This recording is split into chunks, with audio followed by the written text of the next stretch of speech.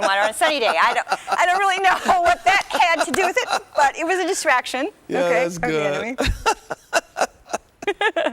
But this is a disciple, and he's trying, to follow this rabbi, get a face full of dust, Come on, Jesus.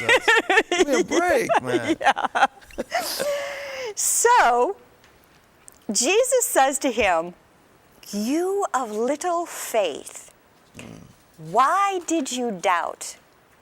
Now, the question then is, what exactly did Peter doubt? He hadn't lost his faith in Jesus. Jesus was walking on the water just fine.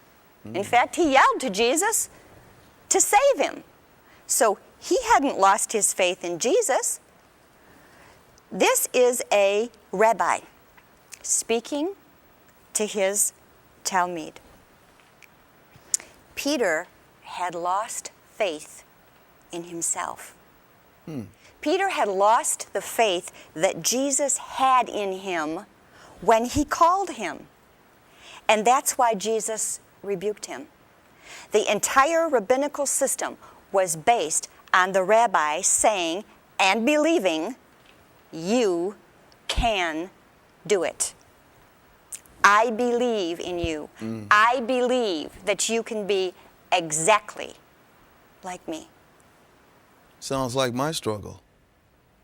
Sounds like many other people's struggles here today. Yeah, because we don't realize that Jesus has faith in his Talmud. He has faith in his disciples, in the ones that he calls. Jen. I never thought of it that way. I'm thinking, I failed Jesus. And we may be thinking, I failed the Lord by not doing this or taking on this assignment, or I've fallen and I can't get up type of syndrome. Yeah. But you bring out a very interesting point, and obviously I didn't get the interpretation right. What you're saying is that Jesus, Yeshua, is saying to Peter, you are failing yourself. Yeah, because my faith is still active for you. I had faith in you when I called you. Wow. My faith is still on you. Wow. It's the rabbi, and that's why, when he gets to the end of his life, which is where we started back in John in the beginning, when he gets to the very end, he's about ready to go to the cross. That's why he reminds them of this very important fact. Remember, he says, "You didn't choose me. I have chosen you. I'm the one that chose you." So he's looking at them and he's saying, "Look, I'm going to die. And I'm leaving you to perpetuate my yoke. And there are going to be days, that you're going to face storms and you're going to face trials. And you're going to feel like giving up. You're going to have those days. But I want you to always remember. I want you to never forget. I chose you. What an encouraging word. You didn't choose me. I can go home on that one. So I said, yeah, it's like he said, he's reminding them when I spoke over you, the ancient words. Lechacharai, come and follow me. It was because I believed in you. Incredible. I believe you can do it. Incredible. And you believe Jesus, Yeshua, is saying that to us even today. He's saying that to us even today. Please remember, don't ever forget. I'm the one that chose you and called you. And my faith is on you. I believe in you. There's a scripture in the New Testament that says that when we are faithless, he still remains faithful. The author and the finisher of our faith. Jesus has faith in us. Incredible. He has faith that we can do it. So, people, if they get discouraged, the best thing that they can do is remember these words of Yeshua, that he is exercising his faith for them on their behalf. He has faith in them. He believes that they can do it. He believes they can carry out the work that God has for them to do.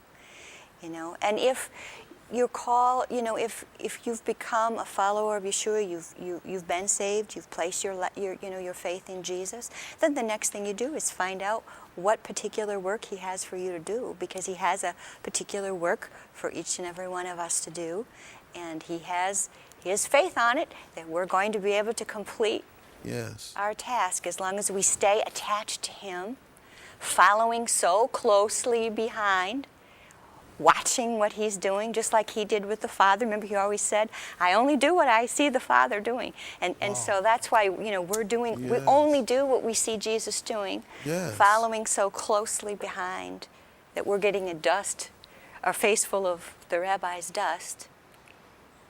Because we want to stay on track. We want to stay in line, on point. It's like a little child that's trying to find the footsteps of their dad and trying to put their feet or their foot right into the very imprints of their fathers. That, to me, is just more powerful than I can articulate right now. And it brings out such a liberty and a freedom within us. Especially that last point that you made is that when we do our best to be like Jesus, to follow him. He says for us to come. He chooses us, and he says that you have not chosen me because you have either given up on yourself, on life, etc. But the world has told you, you're a reject. Yes. Well, let's talk about that a little bit. Yeah, because that can happen to a lot of people.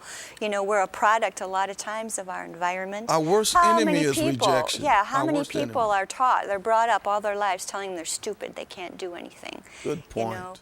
And, Jesus called those very people, the ones that, the society of that time, first century rabbinical system, had cast aside and said, no, you can't cut it.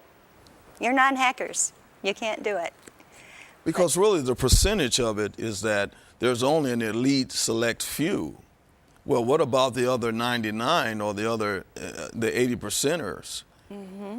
So what you're really saying to me, based on this Jewish background and history of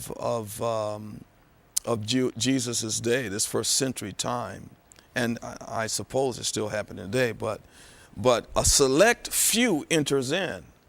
So there's quite a few others that went back to their family's business. Would have had to, yes. And Jesus, Yeshua, came specifically to the common people. That's what the scripture says. Yes. So all the rejects, those who have been rejected, feeling rejected, and still trying to find their purpose in life, but have failed because internally have failed because there hasn't been the right person, in this case the rabbi, the teacher, Jesus himself, to call us yet. Yes. And not until Jesus called me as his son, that's right, and I became born from above, that's right, did I really feel like I was accepted, right, to be his Talmud. Yes. And that began the internal rebuilding of James Glenn. Yes. And this really brings, Joan, light to a lot of things that history has brought pain. And so now Jesus, Yeshua, comes and says, I'm calling you out of that. Right, and telling them by that very statement that I'm calling you, I have faith. I have faith in you. Yes. He's putting his faith on us. Acceptance is important. He's standing, ministering before the Father on our behalf every day. He's watching over his word to perform it, and he is watching over us and everything that we speak to ensure that this word that he gave us comes to pass. Yes. He's working with us. Yes. In everything.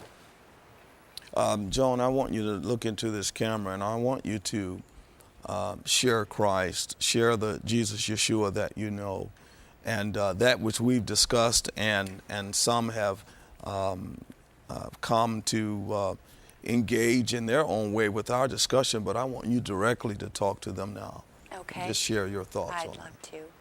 Because not everyone has accepted that call of Yeshua Jesus. And Jesus